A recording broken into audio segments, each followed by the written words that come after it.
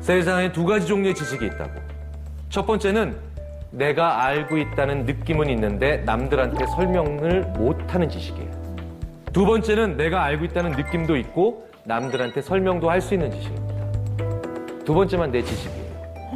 첫 번째는 뭐예요? 내가 내 메타인지에 속고 있는 거예요. 그렇다면 이제 제작진께서 어디를 보셔야 되는지 아시겠죠? 라고 하니까 제작진께서 바로 알아들으시더라고요. 그래서 바로 가가지고 무엇을 비교했느냐?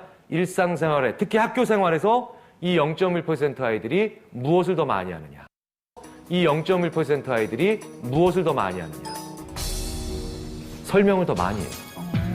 친구들한테 굉장히 설명을 많이 해주고 삽니다.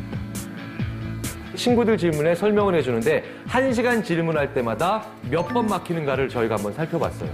대략 12번 정도 막혀요. 이 막혀있는 데가 뭐예요? 내가 모른다는 것을 모르고 있었던 데죠. 내가 불충분하게 알고 있었다는 것을 모르고 있었던 지점이에요.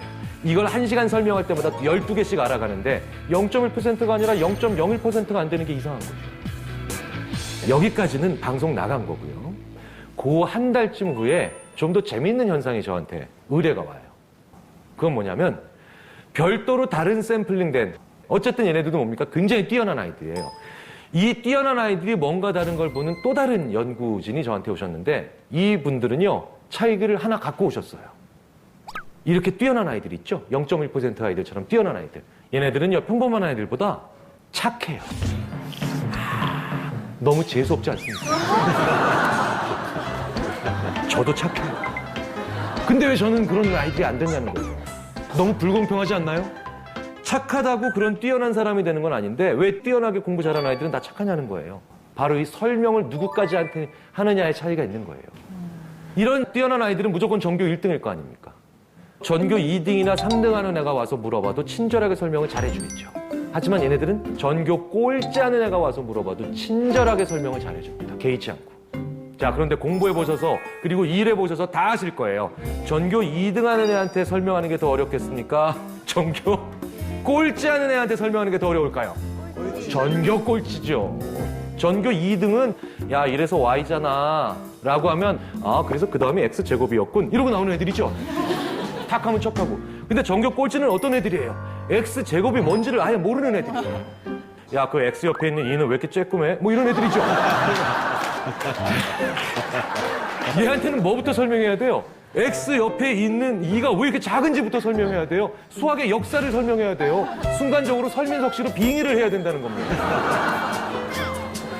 사람은요, 자기랑 비슷한 수준에 있는 사람한테 설명을 할 때보다 자기보다 못하거나 그 일을 잘 모르는 사람, 자기보다 떨어지는 친구들한테 설명할 때 메타인지가 훨씬 더 강하게 점검받는다는 겁니다. 그렇기 때문에 착하다고 다 잘하는 건 아니지만 착하기 때문에 나보다 떨어지는 친구, 나보다 잘 못하는 동료에게도 기꺼이 설명해주고 도움을 준다는 거죠. 인간이 이타적이어야 되는 이유가 바로 여기 있는 겁니다. 지혜로워지기. 더 재밌는 건 이렇게 전교 꼴찌하는 친구한테도 개의치 않고 설명하는 것에서 끝난 게 아니었다는 거예요. 집에서도 누군가에게 설명하고 있는 아이들이라는 거예요. 실제로 그 중에 꽤 많은 아이들은 한 1시간 반쯤 공부하다가 정리가 필요하면 아무렇지도 않다는 듯이 엄마! 하고 불러요. 그럼 엄마는 밖에서 막 TV 보고 계시다가 알았어! 하더니 들어와요. 들어와서 자기 자리 찾아 앉아요. 앉으란 얘기도 합니다. 그럼 얘는 1시간 반 동안 자기가 공부한 거 엄마한테 설명해요. 이게 과연 단순히 전교 1등 하는 애들의 이야기냐? 그게 아니라는 거예요. 실리콘밸리, IT의 총본산이죠. 뉴욕의 월가, 금융의 총본산 중에 하나죠. 독일의 막스 프랑크. 자연과학 하는 분들의 엄청난 사람들 많죠. 거기가 어디든 그게 기업이든 연구소든 아니면 금융가든 그 분야에서 뛰어난 사람들, 그 분야에서 대단하다고 하는 얘기를 듣는 사람들의 공통점과 이 사람들이 평범한 사람들과의 보이는 차이점을 알아보기 위해서 저희 인지심리학자들도 많이 노력했는데 마찬가지입니다. 개별적인 IQ 같은 능력이나 남자냐 여자냐 부모님이 더 많이 배웠냐 못 배웠느냐 소득이 얼마냐 이런 개별적인 능력과 인구 통계학적 변인에서는 차이 안 납니다. 그런데 내 일과 무관한 사람한테까지도 설명을 하는 습관은 다 가지고 있다고 보셔도 됩니다. 저는 실리콘밸리에서요 심지어 이런 임원도 본 적이 있어요. 사업 아이템을 딱 만들고 난 다음에 첫 프레젠테이션을 자기 방 청소하는 분을 앉혀놓고 하는 임원 본 적도 있습니다. 근데 내가 이 사람도 알아듣게 만들 수 있어요. 이건 뭐예요? 내가 이걸 완전히 알고 있다는 거예요. 그럼 바로 하면 돼요. 얘네들이 무언가 스타트업과 관련된 액션들이 빠른 이유가 바로 여기 있는 거예요. 내일과 무관한 사람한테도 설명을 줍니다. 실리콘밸리에 관련된 다큐멘터리들 중에 살짝만 담아서 그냥 훅 하고 지나가는 장면들 중에 이거 꽤 많이 떠오르실 거예요.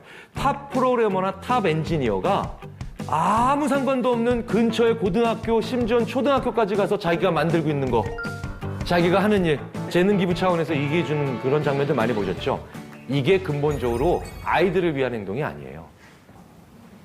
그 사람들한테 엄청나게, 인간에게 엄청나게 중요하다는 거예요. 실제로 어떤 과정을 거쳐서 나보다 못한 사람에게 설명을 할 때 그 일이 일어나는가를 먼저 말씀을 드리겠습니다. 이겁니다. 우리가 가끔 이런 얘기하죠. 어린아이들도 알아들을 수 있게 쉽게 얘기해라. 내일을 잘 모르는 사람한테도 설명을 하라는 얘기죠. 실제 직접적인 예를 하나 알려드릴게요. 그런 말을 하게 되면 얼마나 큰 변화가 일어나는지. 세계 최초의 디지털 카메라라는 게 있습니다. 이걸 만든 사람이 누구냐면요. 스티븐 사손이라고 하는 사람이에요.